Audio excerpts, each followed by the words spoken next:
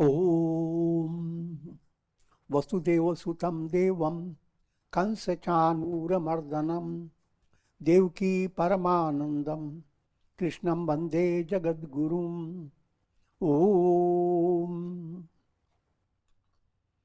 Adorations to Lord Krishna, the preceptor of the universe, destroyer of the forces of darkness, bestower of immortality. Srimad Bhagavad Gita in 7th chapter, entitled The Yoga of Wisdom and Realization. Wisdom implying intellectual knowledge, which is great achievement. Realization is not just in theory, but in your experience. Jnana Vijnana Yoga. 26th verse. Vedaham samatitani vartamanani charjuna bhavishyani cha bhutani mam tu veda na kaschana. Veiled as I am by my yoga maya, I am not revealed to all. The deluded world does not know me, who am unborn and imperishable. This point is the highlight in understanding the illusory nature of the world and the reality, absolute reality of Brahman. Brahman is the reality. In a cinema show, screen is the reality, but the show takes over the screen, and the screen hides behind it. Put it another way, everything that you see in your show is the screen expressing itself in different names and forms. The names and forms have taken over, covered it. That's through the vrittis of the mind. Mind continues to project, and consciousness becomes like the screen. And in between the projections, you must realize projections are not continuous, absolute continuity. Your experiences are not continuous. They are based on your vrittis, thought waves. In one moment, your mind is thinking in one direction. Another moment, in another direction. Your eyes sometimes go up, sometimes they go down. You are not surprised. Thought waves go on, and they create your reality, how you think of yourself.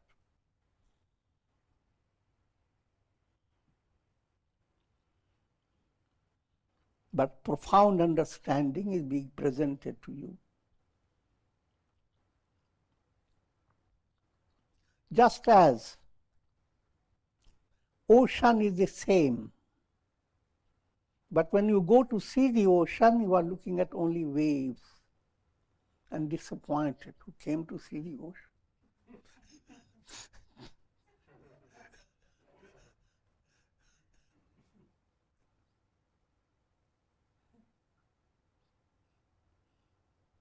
And in your disappointment, you are a dull wit because you are looking at the ocean.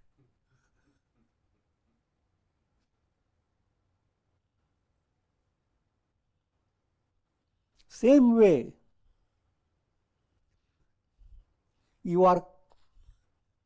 all your experiences are reflections in consciousness.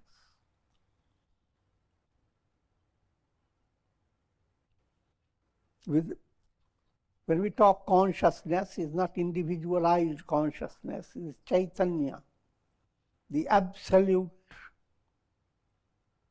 reality, Satchidananda, which is pure absolute consciousness.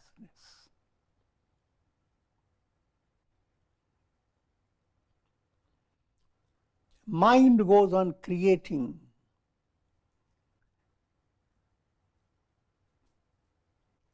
through Maya, illusory creation.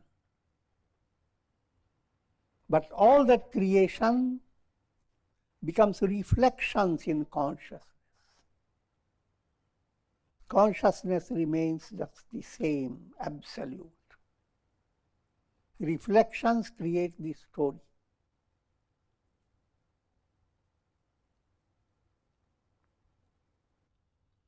This point is always intriguing point. Again, using the word bhava pratyaya and pratyaya bhava. The vrittis create your world. Reality is when all the vrittis are tossed away. Projections create the cinema show. The reality, when the projecting machine is taken away completely, screen alone is.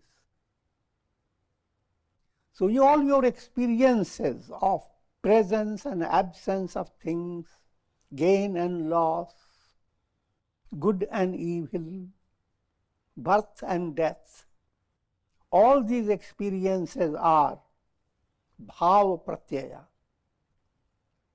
They are all experienced by your pratyaya, your projections of the mind.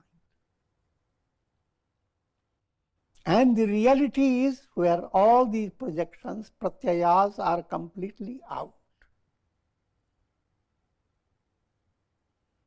So all this pratyaya-based movement is called creation of Brahman through Maya has created this whole world.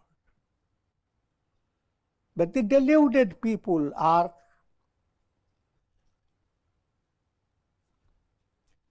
restricted.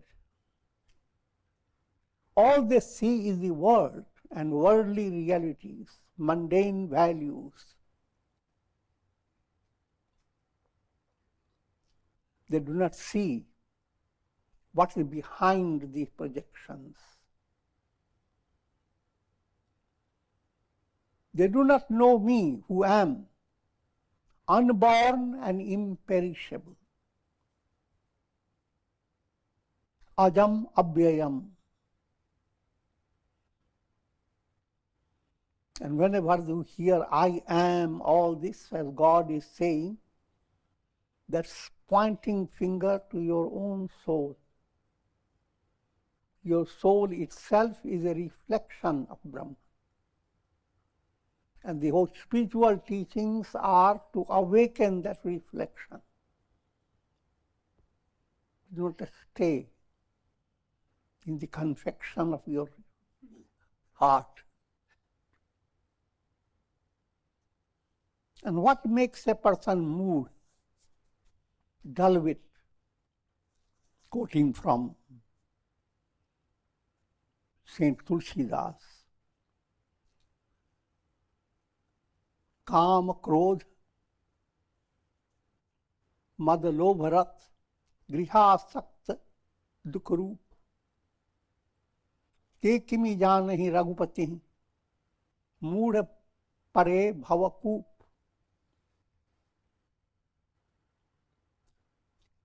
Kama, perverted desires, anger, pride, greed. If these dominate the mind, and grihasakt, then you become attached to your house. Take it in many stages. Your house is real home, material home. Your house is your own body. Led by malas, you who are essentially Brahman,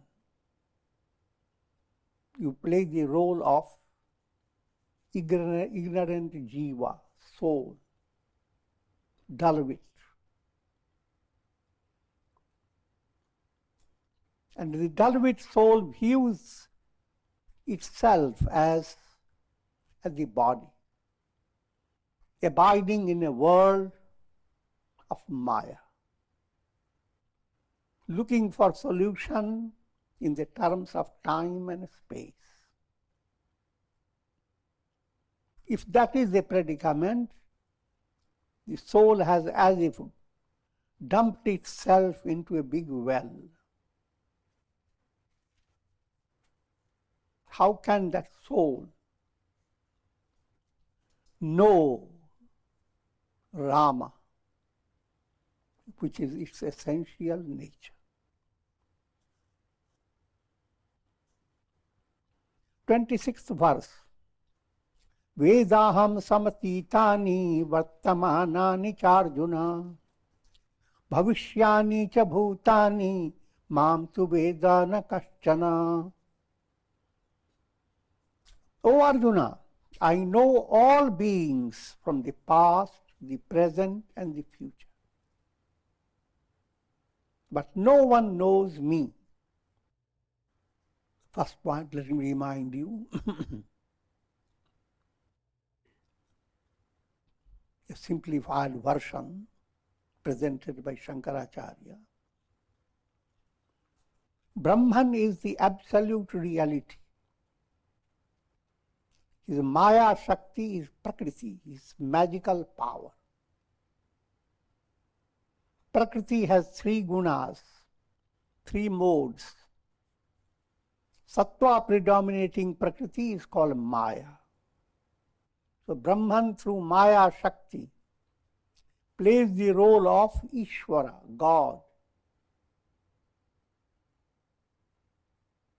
And God becomes Brahma, Vishnu, Shiva, and all those. But it is God who knows all that is in the realm of his magic show. And the viewing time itself is not reality. And time is viewed through your mind as past, present, and future. From human point of view, from the state of ignorance, that's what you study. The universe becomes so interesting. It opens the door to your historical study, past. How past can you go? And I became brightened. They discover that certain planet or star they have come across, and it has been there for million years. And more surprisingly, it is not there. Still you are seeing. But figure that out. All this creates so much interest in the mind, past. And likewise, mind had its imagination for the future. And seeing the causation, cause and effect, you know the future is there for you. Based on how things are moving, cause will produce its effect. And the causation continues as long as you are in the world. It will never stop. But no one has the capacity or ability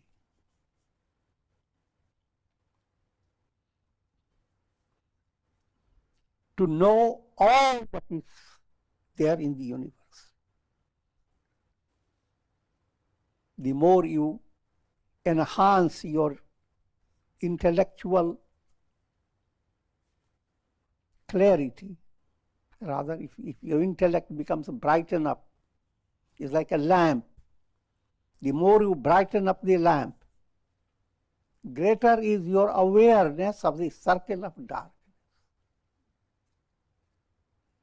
A little lamp doesn't know the circle is very little. Increase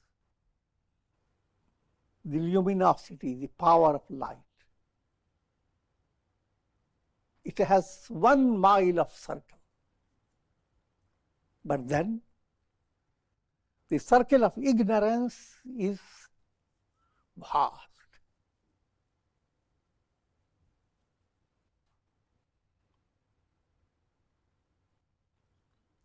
So this is a predicament from the point of view of human mind, mind that is not enlightened, conditioned. But God's mind, He who created the world, nothing is hidden from His mind. He is sarvagya, omniscient. He is sarvashaktiman, He is omnipotent. He is sarvavyapak, omnipresent. Omnipresent, omnipotent, omniscient. Now, from human point of view, when you think of God, you imagine that His mind is working just like your mind. He puts all the ducks together.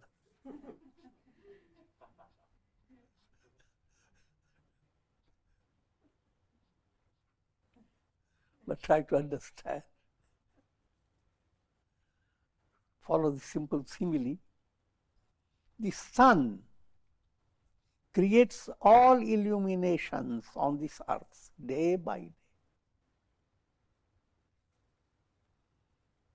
You may very well say the sun knows what it creates because it shines.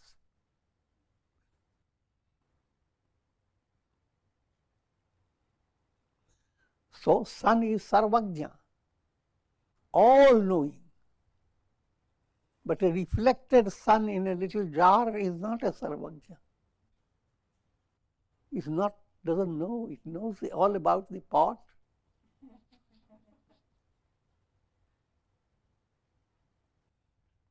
So this is, only all about the pot is called alpagya, little know. God is sarvagya, He is like the sun. His way of knowing is totally different, because He doesn't really have to know anything.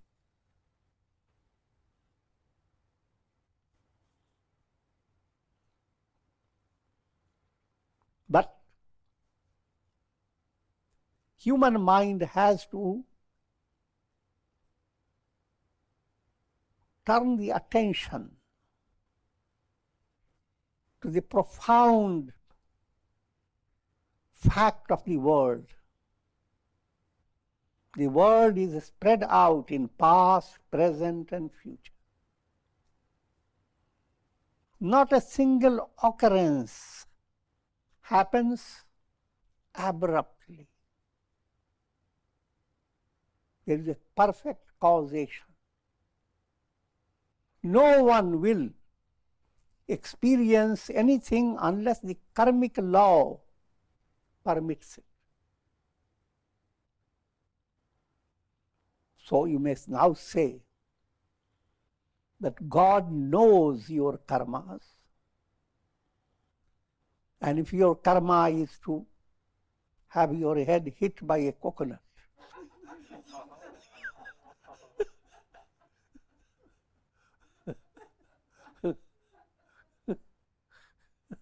God would create some little curiosity. And you go out and you are hit by a coconut.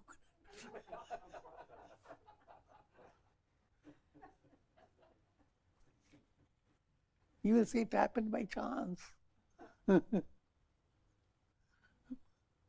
But nothing happens by chance. So your mind turning to God must develop that type of understanding that God knows. He is never a dull wit. Create something that by mistake he did.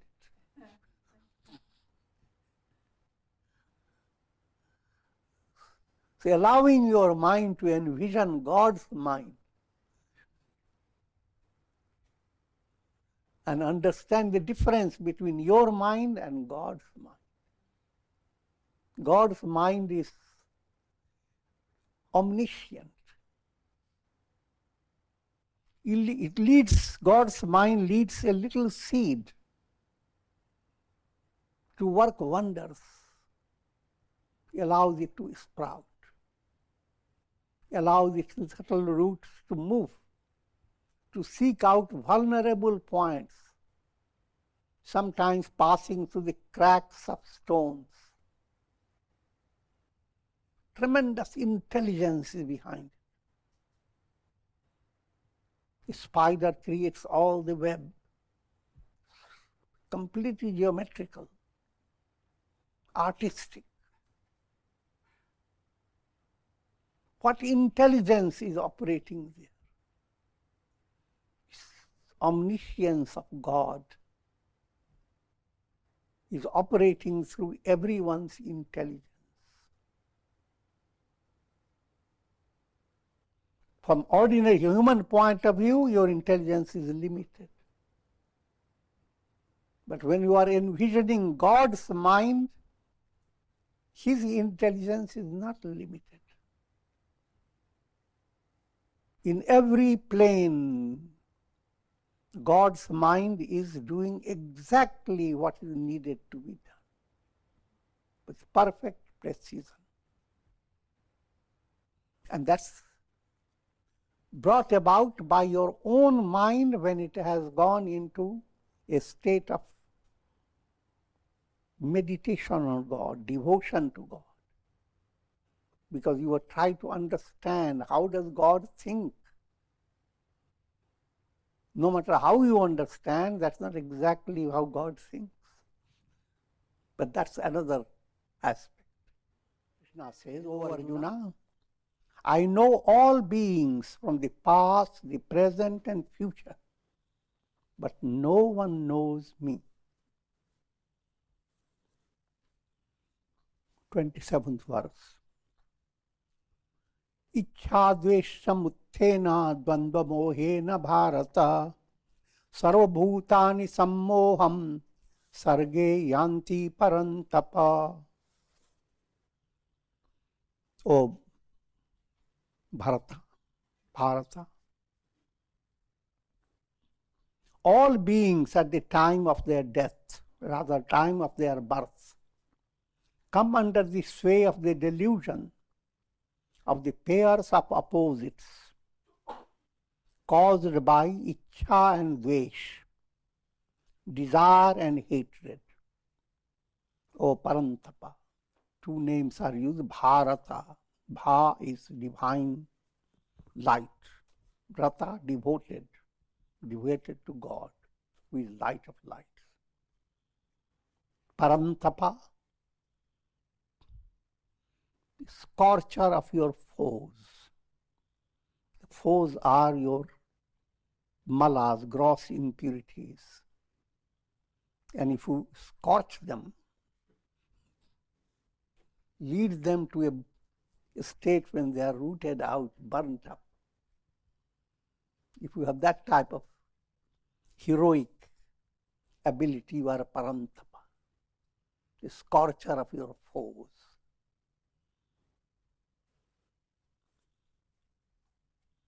So that's the Arjuna is being addressed. And that address applies to everyone. Every soul is Arjuna. All the teachings are meant for every soul to be awakened. So Krishna is not just giving to Arjuna and then he keeps quiet.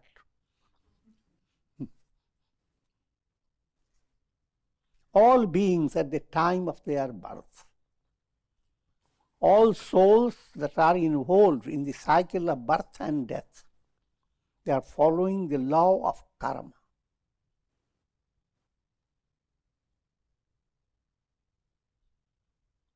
And so, led by karmic law, soul is born in human embodiment, and from the birth itself, Ichha Dvesh operates through the mind. Ichha, desire. Even a baby wants to have more milk. Hatred, if you don't give, kicks.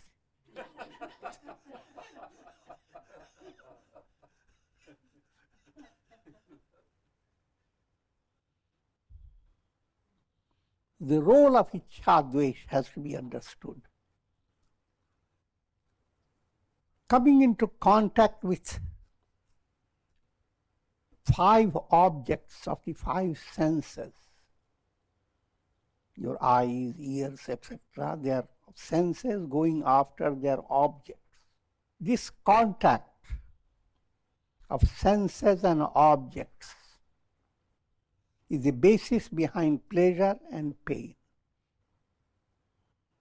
Other way around, if you are always involved with Ichha Dvesh, the world of the practical reality remains the reality for your mind.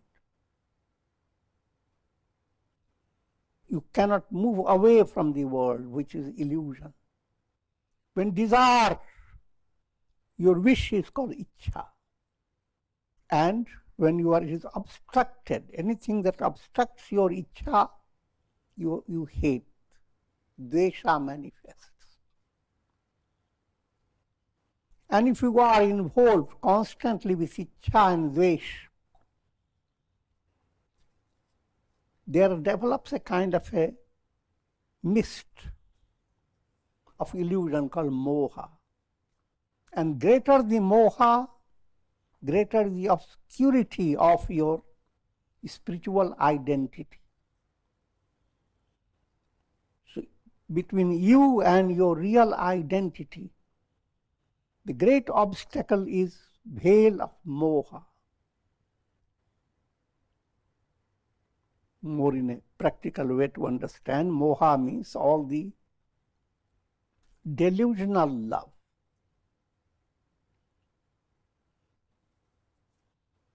And it has many forms that one has to understand. But simple form is seen in the relationships. Sometimes people love each other, but they don't know what that love is really. Sometimes in the name of love, they are restricting each other in such a way that it becomes inimical.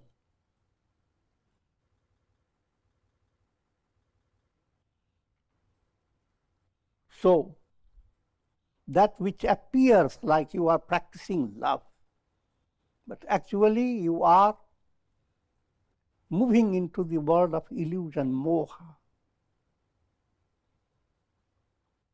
And moha-based love hurts you as well as hurts the one towards whom you are directing that love.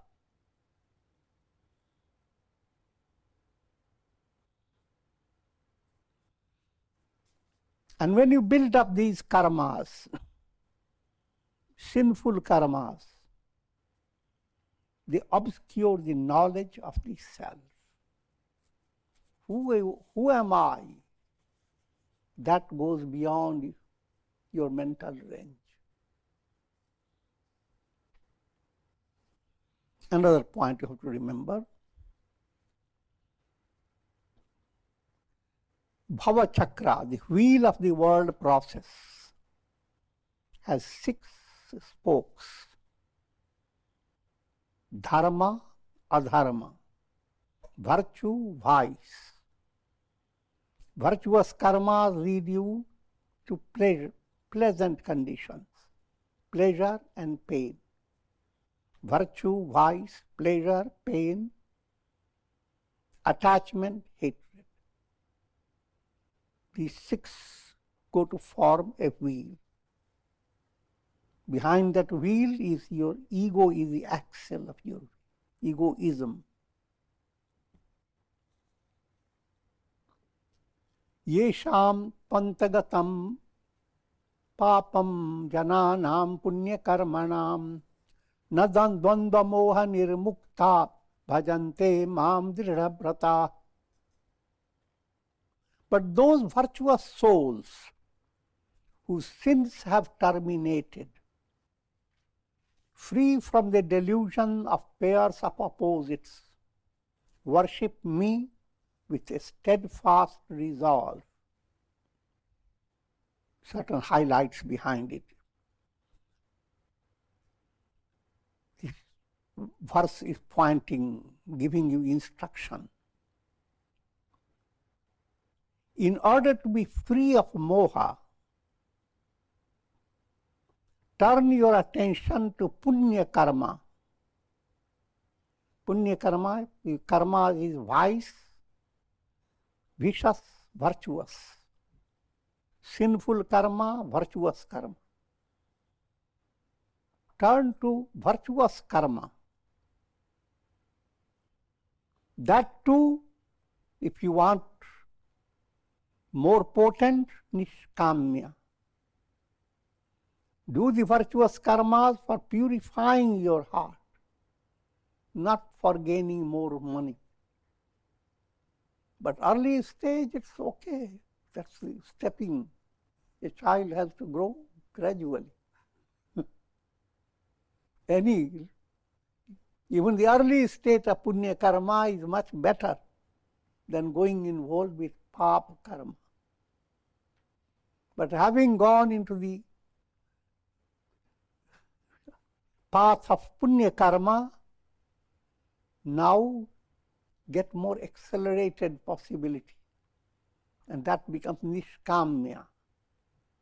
You are doing your karmas for purifying your heart. If you bring in the bhavana, that through your performance of actions you are worshipping God, invoking God. All this is progressive. So, then you become virtuous souls whose sins have terminated. So let me give you first these points. Nishkamya punyacharan. Conducting yourself on the path of virtue in a desireless way. This promotes chitta shuddhi, purity of heart. It is this purity of heart that removes dvandva, pairs of opposites, dvandva moha. Mind is always caught by gain and loss, pleasure and pain, joy and sorrow. That tendency of the mind caused by ignorance is removed when there is chitta shuddhi, purity of heart. And this brings about dridha bhakti. Now your devotion to God, now your deep involvement in realizing who am I. Devotion and wisdom go together. When say you want to go to attain God realization. The first stage, you are following the path of bhakti. Then bhakti comes to a stage when God is no longer sagun sakar. God is the absolute Brahman. And more surprisingly, you are nothing else but Brahman. So that type of revelation,